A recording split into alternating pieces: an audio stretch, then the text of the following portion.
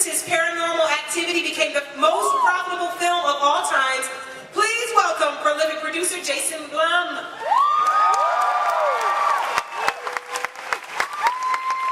Hey, Jason. This handsome too, you guys. Okay, this next gentleman brought you the last 5 installments of the Halloween franchise, and we thank him. Please welcome Malik Akkad.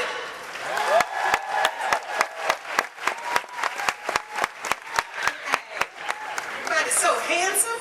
Okay, our next panelist brought you Pineapple Express, The Sitter, and HBO's Eastbound and Down. Meet producer and director David Gordon Green.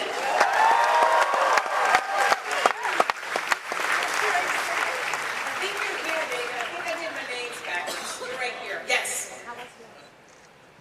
Oh, that's what. Jason, you're Jamie C. Jason. That's what happened. He was drawn to me, everyone. He was drawn to me. And last but never least, this phenomenal woman has a resume that includes hits like True Lies, A Fish Called Wanda, and the franchise we're celebrating today. Please welcome the original Scream Queen, Jamie Lee Curtis. You better show it, strut, strut, strut.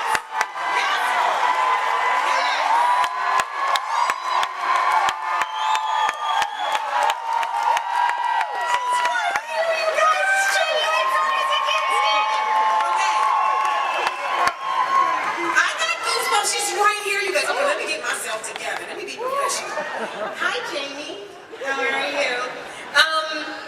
I loved hearing about your reaction when you first read the script. Can you tell us why you chose to return as the beloved Laurie Strode after 40 years?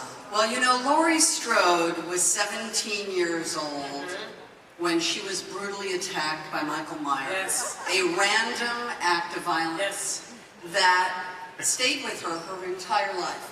This is a girl who 40 years later never had any mental health services. I'm not joking. You know, she had a small cut on her arm and that was it. And she was raised in the Midwest. I'm sure they sent her back to school 2 days later. And yet she has carried the trauma and PTSD of someone who was attacked randomly. Yes. And what was so interesting about the movie that David and company wrote is that what they're honoring today is that trauma, there comes a point where you say, I am not my trauma. I am not, the narrative of my life is not that I'm a victim. And this is a woman who's been waiting 40 years to face the person who she knows is coming back to say, I am going to take back the legacy of my life. I'm going to take back my narrative, and you don't own me anymore. And that, weirdly enough, seems to be a bit of a thing in the world today. I don't know if any of you watch, I know you're nerds, but I don't know if any of you watched the ESPYs the other day when all of those women stood on that stage while that MF and their kids in the audience wearing Luigi and Mario hats, I'm not saying what I really want to say, rots in prison. Those women stood there and said, you do not control our narrative anymore. And that is why I am sitting here today in this great old age in a movie for David Gordon Green, because he wrote a character who is saying, I'm taking back my narrative. Listen. Good night, everybody. Listen, I didn't know we were going to have church today. That's wonderful. Hey, I just got all baby, it is Freaky Friday.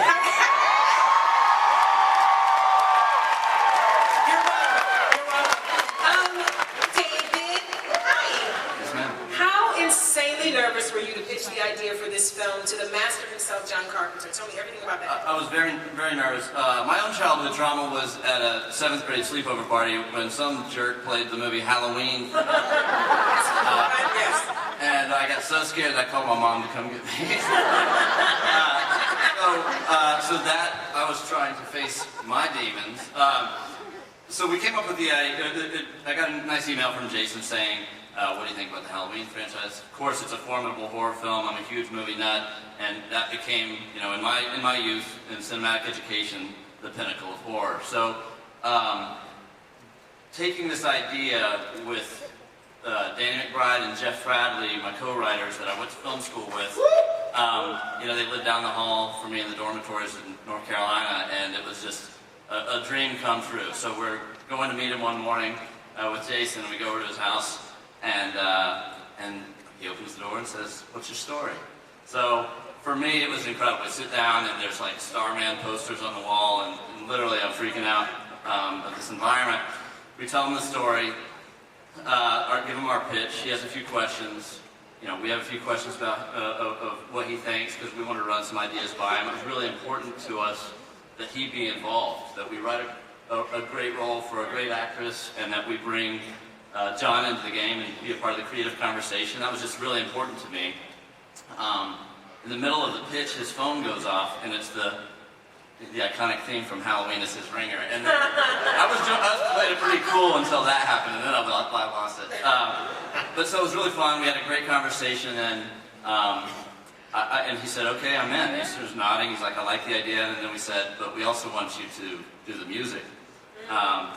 And he smiled and he said, "What kind of music?" I said, "Well, ideally it would be the Halloween music, plus maybe a little slice of Christine, and maybe a little splash of Big Trouble in Little China."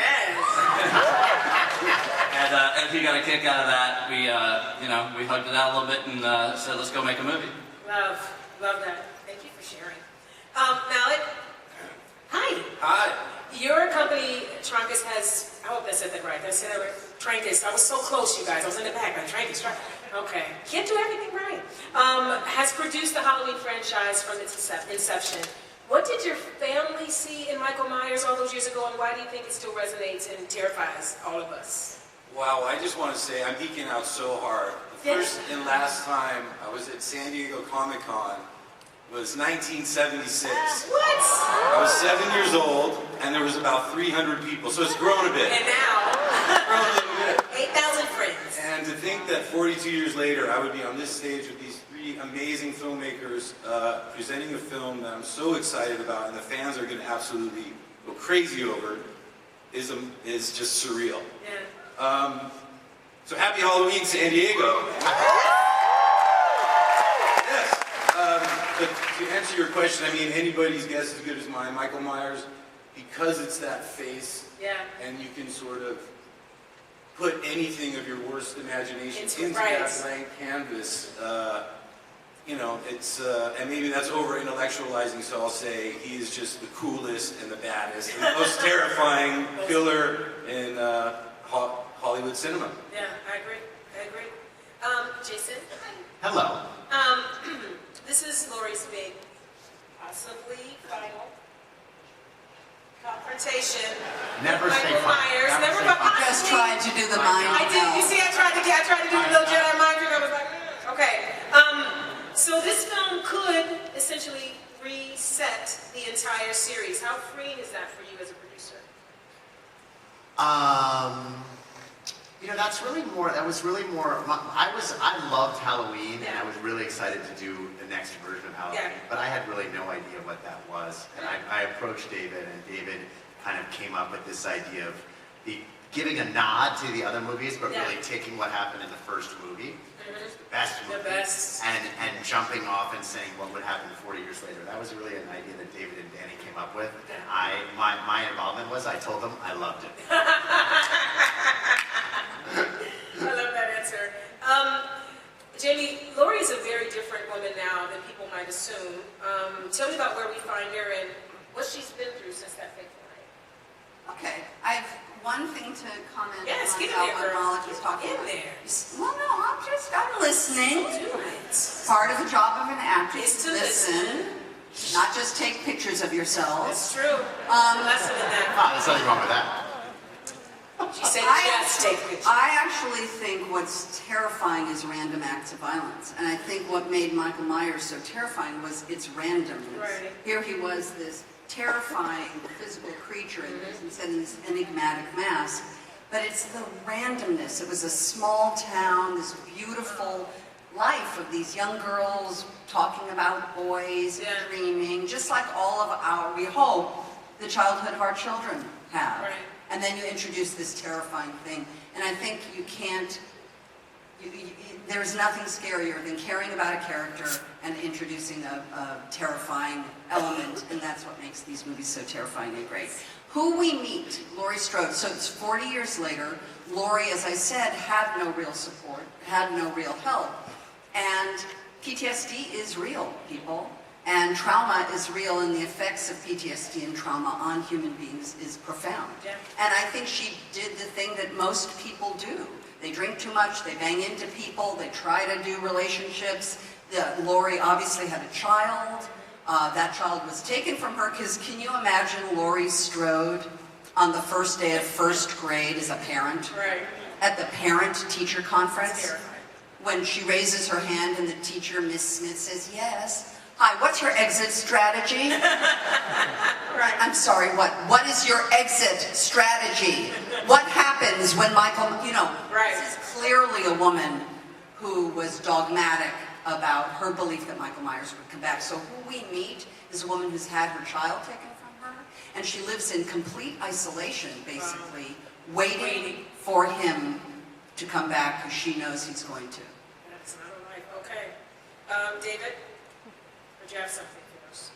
Oh, you want to show us You something? guys want to see something cool? So, when we were preparing for this, Oh, this is Wait, you this. wanna say That, something? no, I'm not saying nothing. Come on, David, give it to It's a us. special stuff for them. David, there's something. something. David, you have something for us. So when we found out we were going to come to Comic-Con, and we could talk all day, but one of the things I think is important to try to get across the essence of the movie. So, so we asked the greatest minds of the creative and intellectual communities Yes. on Earth to put together a slideshow, a PowerPoint presentation. Yes. No, actually, we're just going to show you a bunch of cool stuff. Right now, I'm a little shook. Right now. So I'm just going to go to audience questions, because I don't have anything in me right now. I've been depleted with fear. Let's go to you, sir. Hi, my name's Joseph, and I want to ask a question for Jamie Lee Curtis. Yes. First of all, I'm just really grateful for the movie Halloween, because 34 years ago it saved my life. I was in a situation where someone had cut the phone wires, and a guy was running around with a knife. I was scared out of my mind, and out of nowhere, this thought inside of me went, well, what would Jamie Lee Curtis do? Our dog Duchess bit up these knitting needles, and so I grabbed them out of the trash, and I saw the guy with the knife on one side of the house. I ran out, ran down to the neighbors, started screaming like you did in the movie, and the guys, I said, well, what's in your hand? And I said, they're just knitting needles, and they said, not with those knitting needles, we're not going to let you in our house. But to make a long story short, I'm here today because of the way that you portrayed Laurie Strode. I'm a victor today instead of a victim. Wow. Just like those people that you were talking about. Wow. And I never thought I could. You're the only reason I came to Comic-Con this year.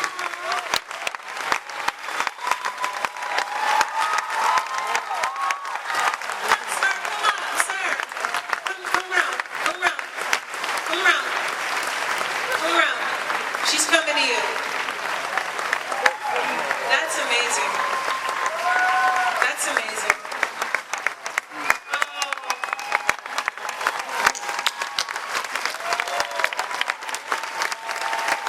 That's amazing.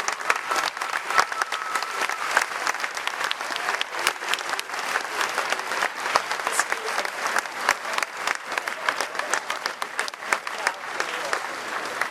Told y'all we were having church up in here. We've been saved, redeemed. Oh, it's so beautiful. Jamie Lee Curtis, I love you. Sweetheart, he is. Oh.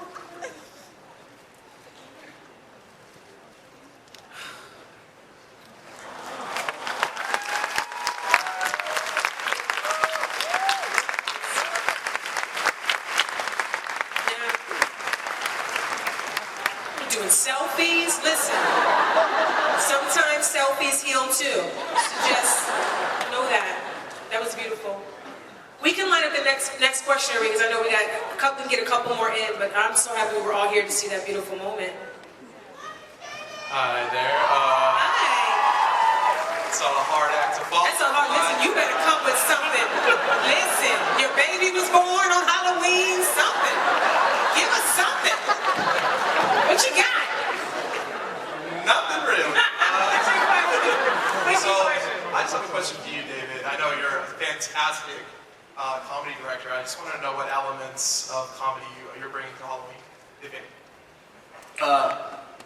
We're playing it very straight, taking it very seriously, honoring the first Halloween in every way.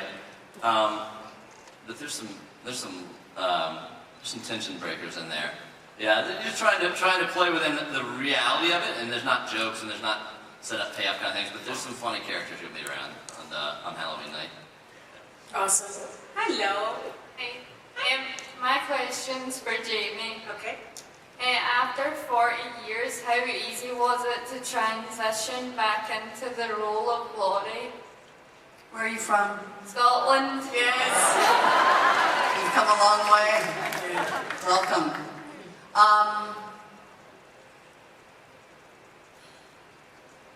You know, the gentleman that spoke earlier, you see that kind of emotion is real. You see, these are movies, and we're all, you know, we love to come to a movie and get scared, and it's all exciting. But you see, it all has to be based, as an actor, as a director, as a writer, as a producer, has to be based in a reality and something you can believe in. And his state of being, that amount of emotion Laurie Strode has been carrying for all these years. Now, all these years, I am 40 years older. I've raised 2 children. I've survived my husband and I for 34 years. And I have lost all of my adult family, parents, friends. And the reality of life is what makes stepping into a role 40 years later so easy, because it's just emotion and human feelings, and that connection just now is the evidence of all that. We can all have a good time and everything, but it has to be rooted in something. And I think that's why Laurie Strode has remained a beautiful person for people, because she's the same girl 40 years later. She's just been through a heck of a lot, like we all have. You peel the onion of any person in this room, you will find trauma, you will find issues of sadness and loss and grief and great joy and happiness and drunkenness and, you know, misbehavior and all the rest of it. But it's human interaction, and I think that's what makes going to the movies so powerful, is we look up there, we relate, and then we let out all of the anxiety that we're all carrying, because I think we're all carrying a lot of anxiety right now in the universe. Yeah. I'm not saying nothing about politics.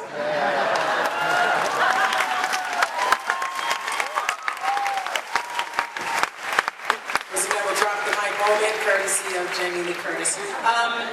We have time for one more question. You guys are going to tag team it. Give it to us. We both want to know if you guys still go trick-or-treating and Halloween. Down the line. If we both still trick or treat? Still trick or treat? No, I have a tradition in Halloween. We don't have a Christmas party at Blumhouse. We have a Halloween party, of course, and I always dress up as a woman, and I plan to continue that tradition this October. But I don't trick or treat in my female outfit.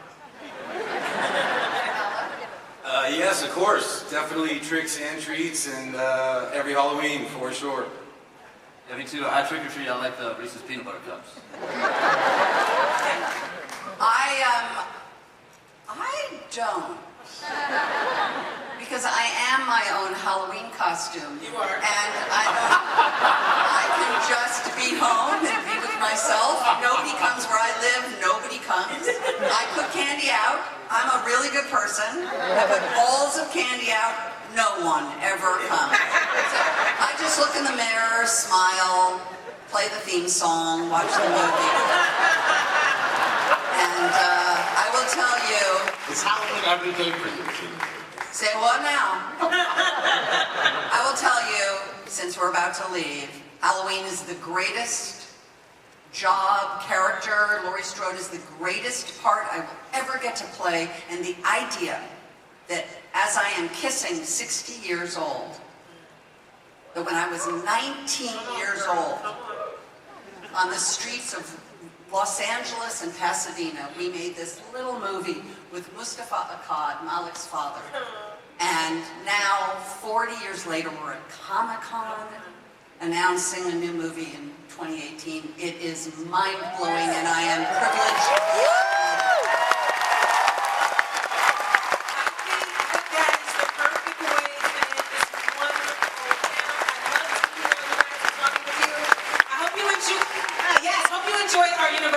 Please remember that Halloween will be in theaters October 19th. Go see it. Thank you so much, Holly. It's been a great day.